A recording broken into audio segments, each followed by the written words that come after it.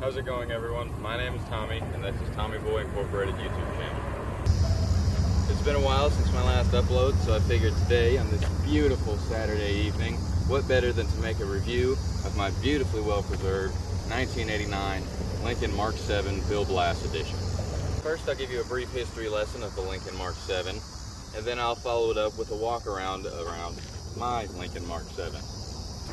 As well as I'll show you some pretty neat features of this car. The Lincoln Mark 7 was released in the 1984 model year. However, at the time it was dubbed the Lincoln Continental Mark. However, for simplicity reasons, Lincoln dropped the Continental name. In favor, in 1986, it was just called the Lincoln Mark 7. It was a little confusing considering there was already a separate car called the Continental, and then you had a separate car called the Continental as well. However, this was the Continental Mark. It makes a lot more sense to just drop the Continental and leave it the Mark. Curious what the 7 stands for? Well, this is the 7th generation of the Mark car. There was, of course, the Lincoln Mark II, Mark III, Mark IV, Mark V, Mark VI, and of course the Mark 7, and in the final generation, ending in 1998, the Lincoln Mark 8, which I do own one of. Looking at pictures of the Lincoln Mark 6 and comparing it to the Lincoln Mark 7, they look like two completely different cars. Reason being for this is, at the time, the European automakers were doing very well in the luxury sports car market, and there was no American automaker that actually was attempting to even compete with them. Now, of course, Americans had muscle cars such as the Camaro, the Mustang, but other than that, in the luxury department, there was nothing. Americans had nothing to offer in the luxury sports car market. Well, how was Lincoln going to make their big boaty cars handle and perform as good as the European automakers? Downsizing, of course. The Lincoln Mark 7 rides on the Fox body platform, same as the Mustang, Thunderbirds, and Mercury Cougars of the same era. This was the perfect platform to use to compete against the European automakers. I mean, who doesn't love Fox bodies? Now, there were 3 different trim levels that you could get the Lincoln Mark 7 in. The base model, Bill Blass edition, which this one is, and then the LSC model. LSC standing for Luxury Sports Coupe. The Bill Blass model was aimed more towards the luxury car buyer who didn't really care more for the sporty side, but really wanted a nice 2-door personal luxury coupe. Now, the LSC model was more of the sports car oriented Mark 7. The Mark 7 LSCs came with Goodyear Eagle GT tires, non-white walls of course. The Mark 7 LSC also did not come with the hood ornament that you see here on the Bill Blass edition. Now, all Mark 7s from 1987 through 1992 came with a 5-liter high output engine, same exact engine found in the Mustang GT of the same era. Beforehand, in 1984 through 1986, you could only get the high output engine in the LSC model.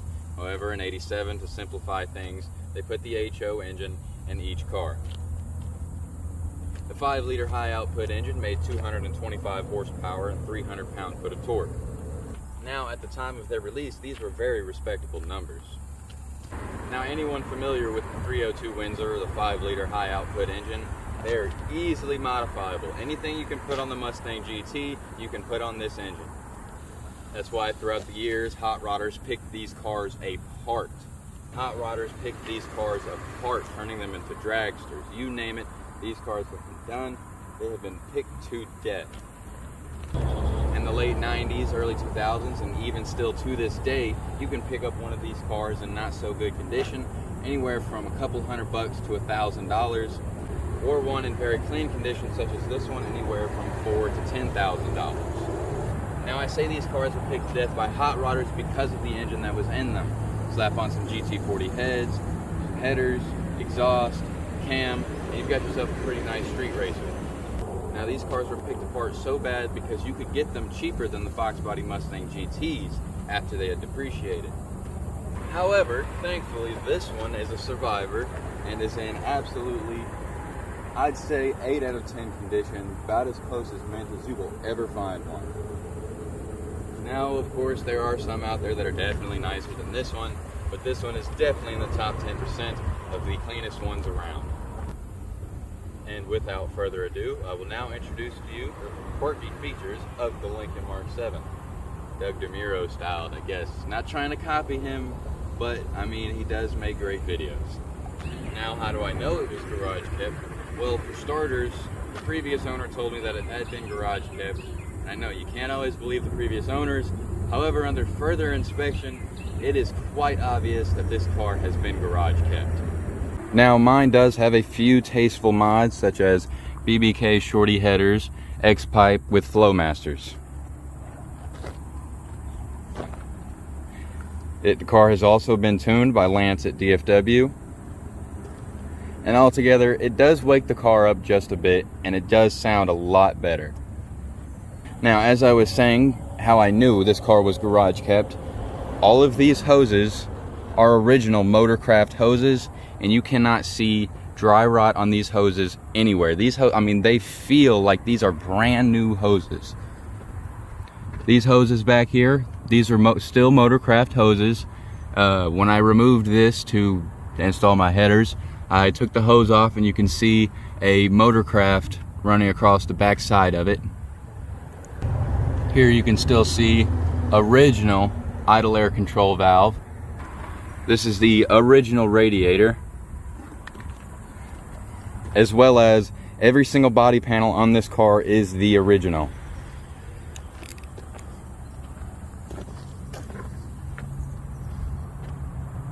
Door code here. Code here, stickers, as well as on the trunk there are stickers. On this back bumper there is that same sticker. All of those stickers are on every single body panel on the car. Coming on to the side of the Lincoln Mark 7, as you can see, a very sleek body styling. This was in order to make the car more aerodynamic than the previous 6th generation car. Coming on to the front end of the Lincoln Mark 7, this was the very first car to use a flush headlight design. Yes, this came out in 1984 before the Fox bodies made the flush design in 87. It was the first car to use plastic flush headlights, and this was in order to make the car more aerodynamic. Now, as you can see, this beautiful white top on this car, no, it is not a convertible. Yes, I wish it was a convertible, however, it is not. You could not get a Lincoln Mark 7 in a convertible. However, there were a few special coach builders out back in the day that did turn these cars into convertibles. This beautiful white top you see here on the car has been on the car since it left the showroom floor in 1989. I know this because I looked in the service records, which, yes, I have a very thick booklet of service records for this car. And in the service records, I found the original statement showing for the options that this car has this top put on in 89 at the dealership. Another dealership option for this car is the gold letter packaging. Now, as you can see, the front grille on the Lincoln Mark 7 has been turned gold, as well as the Mark 7 badges and the badges in the rear of the car. You could not get a Lincoln Mark 7 with the vinyl top, and you could not get a Mark 7 with gold lettering. These were dealership specific options, so if you see one, it is not factory, however it is dealership. Now, of course, over time, I'm sure some people have had them installed. However, this one is original to the car from the dealership when it rolled off the showroom floor. Give you a little perspective of how clean this top actually is. It does have a few key spots that aren't in the best condition. However, this is normal to expect from a 20 to 30-year-old car. The rest of the top is just absolutely perfect. It looks so beautiful. However, me personally, I would not go out of my way to get one of these tops installed. However, I bought the car with the top, so it's here to stay. I think it gives the car a nice, beautiful touch. They also covered the tire hump with this vinyl, as well as this gold trim around. Coming over to the rims, the Lincoln Mark 7, they are wrapped in these beautiful Cooper white wall tires. Now, from the factory, the Bill Blass edition came with white wall tires, as well as these beautiful wire-spoked rims. Now, the LSC models have very specific rims to the LSC. However, on the Bill Blass and the base model, you could get these beautiful rims. Another thing exclusive to the Bill Blass edition is this pinstriping. Here you can see the Bill Blass logo embroidered into the pinstriping, and it follows out throughout the entire car. Now, I am not sure if this was a dealership option or a factory option. However, it is very cool and leaves a nice touch, and is this pinstriping. This 30-year-old pinstriping looks very good. Here you can see the Bill Blass logo up close, as well as the beautiful pinstriping going down the car. Coming over to the rear of the Lincoln Mark 7, you can see this massive tire hump here. Now, for those of you who aren't familiar with the Mark generation cars, this tire hump is a staple for the Mark cars. You could find this tire hump on the Lincoln Mark II, Mark III, Mark IV, Mark V, Mark VI, Mark VII, and as well as the Mark 8 and the second generation of the Mark 8. It just is not a Mark without this tire hump. Now, on the earlier models, this tire hump was actually functional as a, well, where the tire would go, the spare tire. However, on the later models, I believe on the Mark 6 or 7, they stopped using it in favor of just for the looks of the car. Now on the Mark 7, the spare tire is not stored right here. It's stored off to the side, obviously for more trunk space. I mean, it's obviously. However, you can't get rid of the tire hump. I mean, I know I've said it, but like, it is not a Mark without this tire hump. Now, to open the trunk of the Lincoln Mark 7, there is a button inside of the glove box. However, I'll be using the keys today. Now, obviously back in the day, they came with two different keys. This is being the trunk key, this being the ignition key and door key. Now, obviously, being the rich lawyer that you are in 1989, buying one of these cars, you don't want to slam your trunk. I mean, that just wouldn't be proper etiquette. So Lincoln came up with the soft close feature that does like to break a lot. I will demonstrate this now. To close the trunk, all you have to do is close it to this point, and then it will close itself. Alright, now stepping on to the interior of the Lincoln Mark 7, this is a very futuristic looking design, which is exactly what they were trying to go for. The interior of this car has a lot of nice little quirky features, such as the window controls being on the center console, and the seat controls being on the door of the car. Stepping onto the inside of the Lincoln Mark 7, it is a very futuristic design, which is exactly what they were going for. Being a personal luxury sports coupe, everything is wrapped around the driver. It's tilted towards the driver, the radio, the climate controls, as well as the in-dash computer. This car does have the optional digital gauges, and they are fully functional. However, the mileage is not correct because the original digital gauges failed at some point, and according to the service records, was replaced with a junkyard digital gauges from a junk car, and the junk one representing about 148,000 miles. Now 149. I've put a little bit of miles on the car. However, this is not the original digital gauges. However, these cars did come with digital gauges. This car also has automatic high beams. This little camera right here can detect somebody coming onwards from you, and it can turn off the high beams automatically and turn them on automatically. Also has automatic headlights. As nighttime comes around, the lights will automatically turn themselves on. It also has a neat little antenna button. You push this button up, and of course the antenna goes up and down.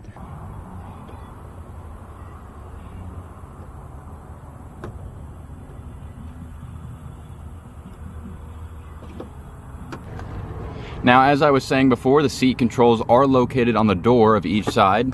Now, these seats here are specific to the Bill Blass model. You cannot get these seats in the base model, and you cannot get these seats in the LSC model.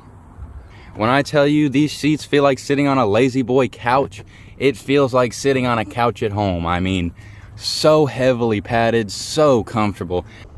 Now, being that this was the 1980s, each passenger has its own cigarette lighter as well as ashtray. That's pretty funny. I mean, this was the 1980s. Everybody was smoking cigarettes. But hey, what can you do?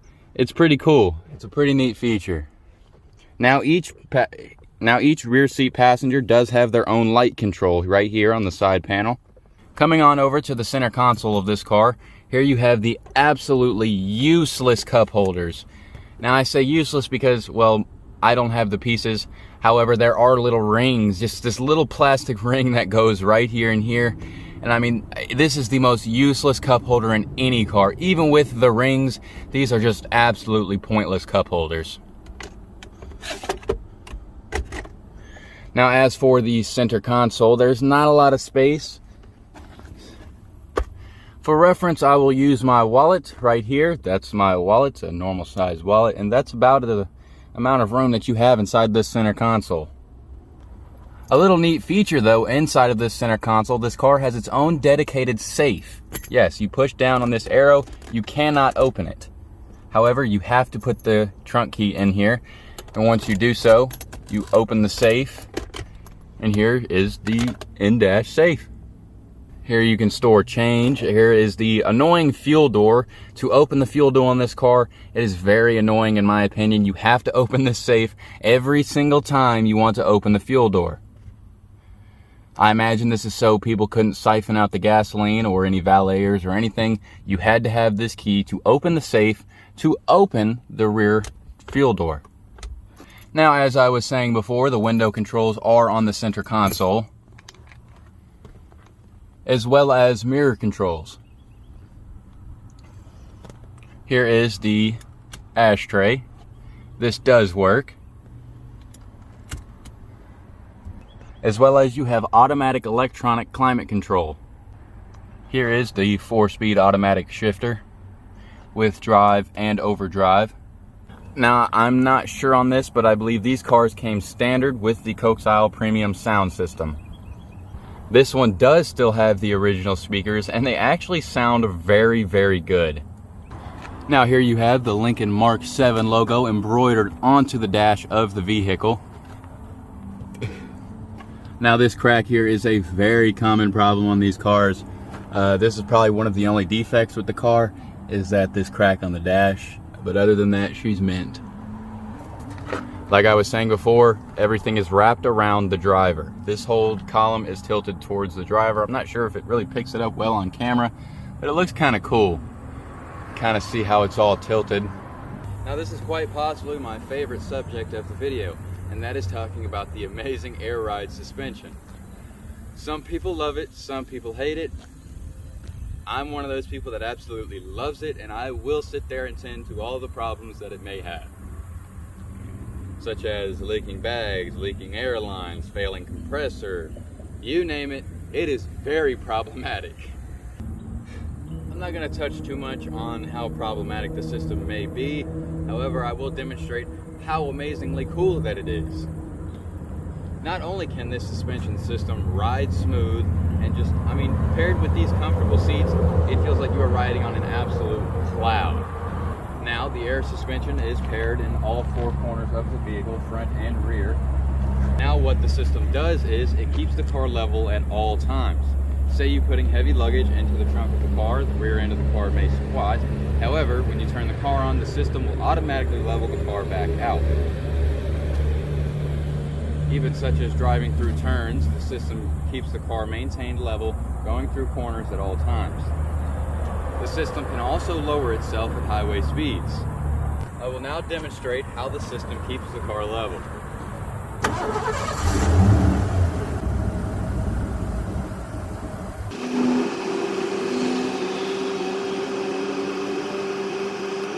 This is a very, very neat feature of this vehicle, and that is why I absolutely love the air ride system on both my Lincoln Mark 7 and my Mark 8 that I also own.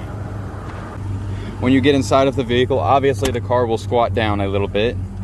Alright, so say you're going to park your car in the garage, you're leaving it alone for the day. You turn the vehicle off, pull the key out, and as soon as you shut the door, the system will go back to normal automatically.